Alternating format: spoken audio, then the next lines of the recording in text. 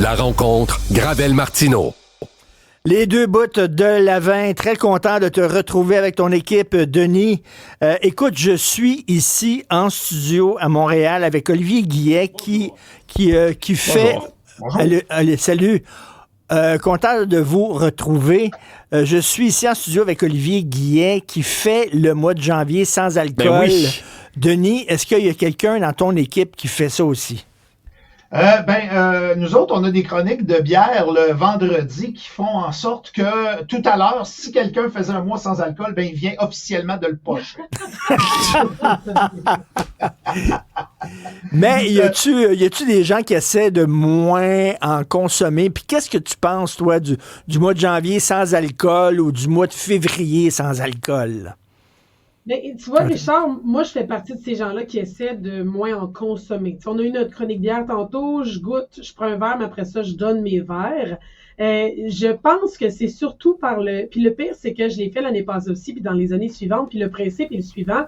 J'avais la tendance de dire « Hey, mauvaise journée, je mérite un petit verre de vin. » Tu sais, de tout le temps consommer un verre quand c'était négatif.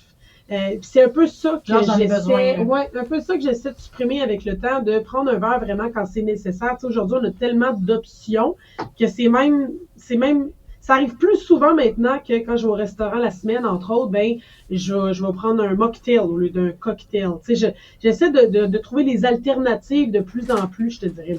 Parce que, tu sais, t'as tout le temps une raison de boire, Denis, là. Je suis content, m'a prendre un verre pour célébrer. Je suis down, m'a prendre un verre pour oublier. Fait que finalement, tu te rends compte que tu prends pas mal plus de verres que tu devrais en prendre. Exact. Moi, je pense que quelqu'un qui veut se tester pour vrai, est-ce que j'ai un problème dans ma relation avec la boisson?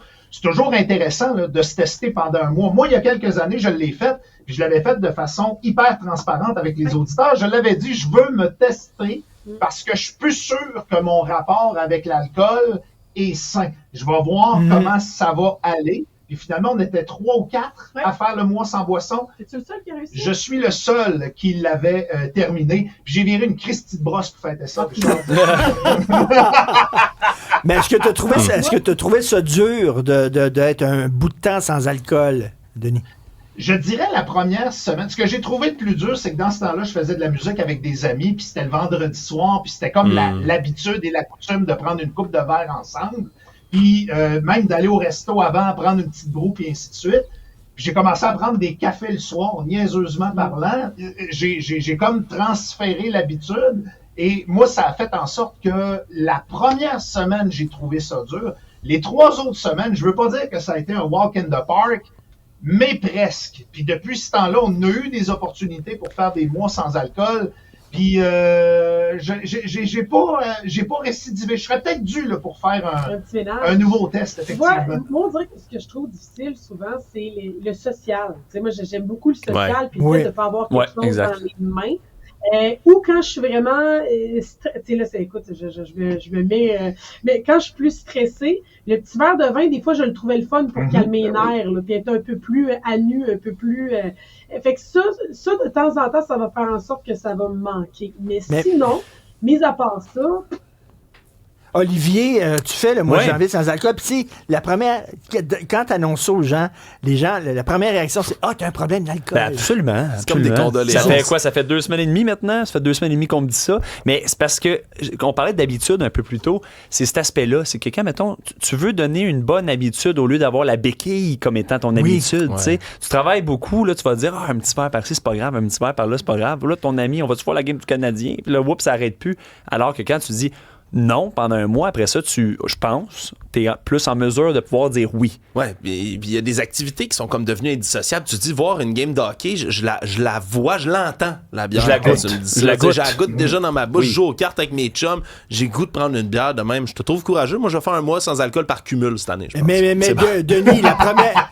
Denis, le premier impact, c'est que tu dors bien. Tu dors beaucoup mieux quand tu prends pas d'alcool. Ça, en 2 jours, tu le vois tout de suite, là.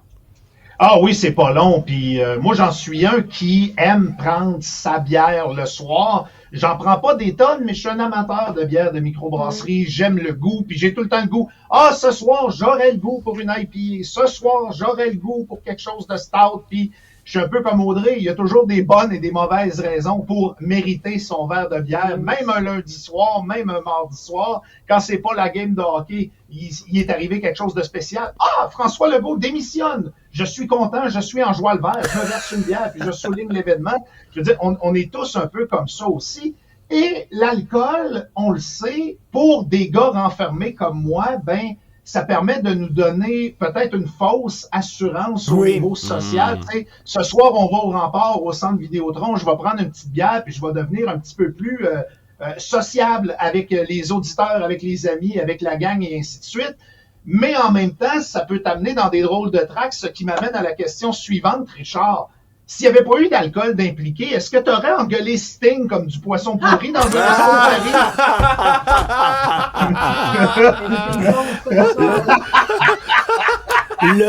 Le pire, c'est que, écoute, c'était au début du repas, donc j'avais bu un verre de vin, ça vient de finir. Hey, j'en reviendrai jamais de cette histoire-là, Richard. Je l'ai compté au monde, j'ai lu ta chronique au grand complet. C'est incroyable, cette histoire. Écoute, je l'ai rincé à voix haute, là, pour que tout le monde le voie, mais j'ai pas reconnu le bonhomme. OK, je fais une parenthèse. Est-ce que, mettons, t'es dans mes souliers? Tu t'en vas engueuler un gars qui emmerde tout le monde dans le restaurant, mais vraiment, il emmerdait tout le monde, OK? Et tu t'aperçois que c'est une de tes idoles, une vedette que t'aimes. Est-ce que tu fais demi-tour puis tu retournes à ta chaise, Denis, sans rien dire? Je suis pas un gars qui est très outgoing, puis j'aime mieux quitter un endroit où je suis pas à l'aise que d'aller confronter quelqu'un. Puis moi, c'est souvent en spectacle que ça arrive, tu sais. Quelqu'un de trop chaud qui renverse sa bière, qui trippe, qui chante plus fort que l'artiste que j'ai payé 200$ pour aller voir. Je suis pas bien dans une foule, puis je trouve qu'il y a beaucoup de comportements désagréables au cinéma. Les gens qui parlent trop fort, qui allument leur cellulaire dans le milieu du film. Je ne le dis jamais. J'aime mieux changer de place, j'aime mieux quitter. Moi, je suis un tout mal.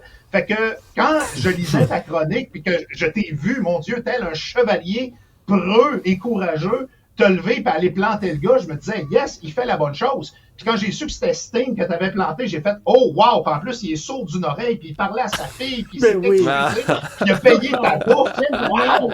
Wow! Wow! OK, je reviens à notre sujet original, l'alcool. Yes. Il faut l'avouer, là, quand tu es dans une gang, puis il y a un party, 100 cassettes, tu bois, quelqu'un arrive, puis tu dis, hey, ça tente-tu prendre un verre de vin, puis il dit, non, moi, je bois pas. On dit, il est bien plate. C'est notre première réaction. Ça a changé, je pense, avec le temps. Je pense que c'est en train de changer parce que maintenant, il y a eu un reportage cette semaine dans les bars et même les microbrasseries de Québec où on est maintenant rendu à 20% de consommation de liquide pour adultes qui est mocktail, bière sans alcool et ainsi de suite. Il ne faut pas oublier qu'une plus jeune génération que nous autres, Richard, avec son permis de conduire, est arrivé à la tolérance zéro pendant les premières années. Dans des gangs, d'avoir quelqu'un qui mentionnait « Hey non, je bois pas, je peux pas à cause de mon permis », ça a peut-être été l'excuse logique qui permet ensuite que ça passe très bien puis qu'on ne ressente plus le jugement quand on choisit de prendre quelque chose sans alcool. Fut une époque où si tu prenais de la liqueur au restaurant au lieu d'une bouteille de vin, tu te faisais regarder par le serveur parce qu'il n'y avait pas assez de pourboire. Là, maintenant, les produits sans alcool sont quasiment aussi chers que les produits avec alcool. Ça, c'est un problème. Ça, c'est l'autre affaire, parce que dans le temps, je prendrais une bière sans alcool, monsieur. Oui, elle est dans le fond là du grenier, en dessous des toiles d'araignée. Voici notre mélange d'eau pétillante et de sirop de maïs. Hey, on avait fait une expérience, nous autres, dans le studio, il y a quelques mois, avec notre maître mixologue, puis il nous avait mixé des cocktails et des mocktails, puis il fallait trouver qu'est-ce qu'il y avait de l'alcool et qu'est-ce qu'il n'y en avait pas. C'est impressionnant. Il nous a eu solide, Richard. Ah oui. Wow. Mais j'avoue, Denis, puis je reviens un peu à la question que tu me posais concernant Sting. Je dois avouer que des fois, je me suis mal comporté sous l'effet de l'alcool. Et le lendemain, tu te réveilles, t'es un peu dans les vapes, puis tu te dis, il me semble qu'hier, j'ai dit quelque chose que j'aurais pas dû dire, ou je me suis mal comporté. Tu te souviens le vieux gag du gars qui appelle son chum, puis qui dit, wow, hier, je pense que j'étais un petit peu, j'étais un peu déplacé, mais cela dit, écoute, ta toilette en or est géniale, puis il dit, c'est toi qui as chié dans mon saxophone. Bon, je vais faire... Quand t'es obligé de faire la ronde de lait des excuses un lendemain où t'as pris un verre de trop, c'est bien plat. On appelle ça apprendre à la dure, hein, oui. C'est bien plate, mais vous trouvez que c'est une bonne nouvelle, vous, que les jeunes boivent moins, Alexandre? Ouais, mais je trouve que, tu sais, on a tout le temps dit, de toute époque, la modération a bien meilleur goût, puis c'est comme un slogan en poche, tu sais, qui voulait rien dire. On dirait, j'ai l'impression que ça n'a jamais eu autant de sens qu'en ce moment. On dirait qu'on n'a jamais autant, tu sais, mis de promotion, mis de l'avant la modération, donné des options pour les gens qui veulent pas boire, donner des options pour le monde qui veulent pas conduire chaud, là. Tu sais, moi, j'entends des histoires de parents puis de grands-parents puis de la caisse de dose entre les cuisses en montant à Québec. Oui. Ça existe plus ou moins ces choses-là. Puis c'est une bonne chose qu'on repense comment on consomme l'alcool, surtout pour une société, avouons-le, les Québécois, on a un rapport avec l'alcool qui est viscéral, qui est historique, mais que maintenant on l'apprivoise mieux. Mais je trouve que c'est une bonne affaire. Fait que, OK, l'alcool, c'est une affaire de boomer, Denis? Ben, c'est peut-être comme n'importe quoi. La mode va peut-être revenir à un moment donné. Puis tu sais, quand on lâche sur les campagnes de sensibilisation, il y avait des chiffres qui nous montraient que les jeunes se protègent moins en 2025 qu'ils se protégeaient en 2005 dans les rapports sexuels, effectivement. Peut-être qu'à un moment donné, il y a des... Puis moi, c'est pas ce que je souhaite, évidemment, mais peut-être qu'à un moment donné, il va recommencer à se prendre de la bière entre les deux cuisses pendant qu'on traverse le parc des Laurentides. Je pense qu'on va prendre pour acquis, rester dans les notes, faire attention. Oui, exact. OK, dernière question. Est-ce qu'on peut vivre sans béquille? OK, l'alcool, c'est une béquille, mais moi, je pense que la vie est difficile. Moi, je sais pas, je crois pas les gens qui disent j'ai pas de béquille. Ça peut être le sexe, ça peut être trop travailler, ça peut être trop aller au gym, ça peut être la surconsommation, ça peut être la bouffe. Mais des gens qui disent moi, j'ai aucune béquille, je n'y crois pas. C'est une question philosophique fascinante, puis je suis un peu comme toi. Moi, la personne qui se présente comme un être parfait, qui n'a pas de béquille, qui n'a pas de vice, je me dis, c'est lui le tueur en série. C'est vrai. Effectivement. On se laisse là-dessus. Bon week-end à toute la gang. Salut. Bye les amis, bonne fête de semaine.